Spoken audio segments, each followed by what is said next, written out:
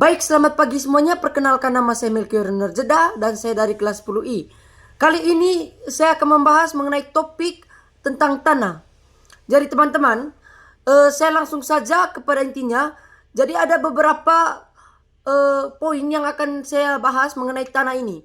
Langsung saja yang pertama, yaitu tentang pengertian tanah. Jadi teman-teman, tanah ini merupakan lapisan paling atas dari permukaan bumi yang terbentuk karena adanya pelapukan batuan dan bahan organik serta mendukung kehidupan tumbuhan. Selanjutnya ada juga yang kedua, itu ada faktor-faktor pembentuk tanah. Nah, faktor-faktor pembentuk tanah ini teman-teman, dia itu terdiri dari 5 faktor utama. Yang pertama itu ada bahan induk. Nah, bahan induk ini berasal dari pelapukan batuan.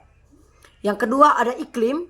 Iklim ini teman-teman merupakan suhu dan curah hujan yang mempercepat proses pelapukan. Nah, selanjutnya ada organisme. Nah, organisme ini teman-teman merupakan mikroorganisme tumbuhan dan hewan membantu pembentukan tanah. Selanjutnya ada topografi. Nah, topografi ini teman-teman merupakan bentuk permukaan bumi. Nah, bentuk seperti contohnya itu bisa datar, miring, curam, ataupun lain-lain. Selanjutnya teman-teman, faktor yang kelima itu yaitu waktu. Nah, waktu ini dia mempengaruhi semakin lama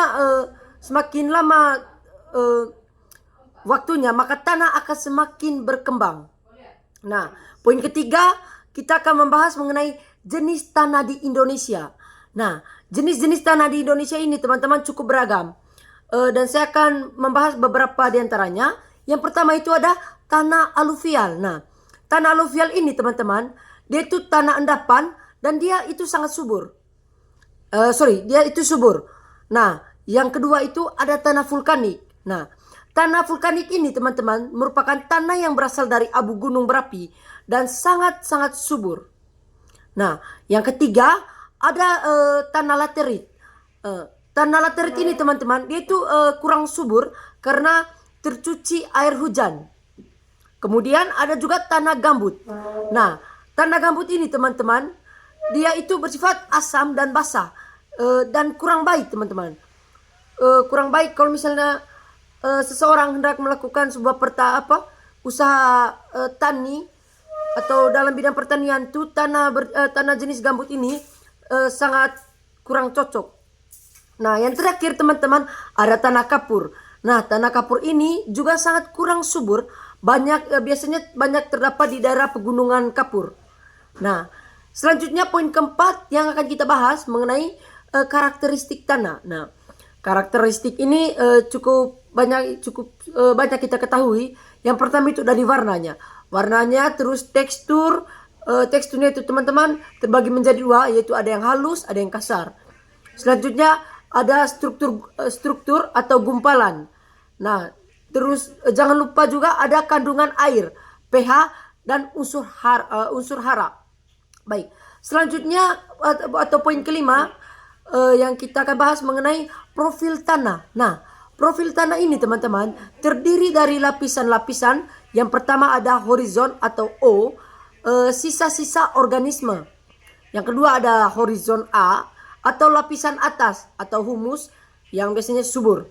Nah, selanjutnya ada horizon B.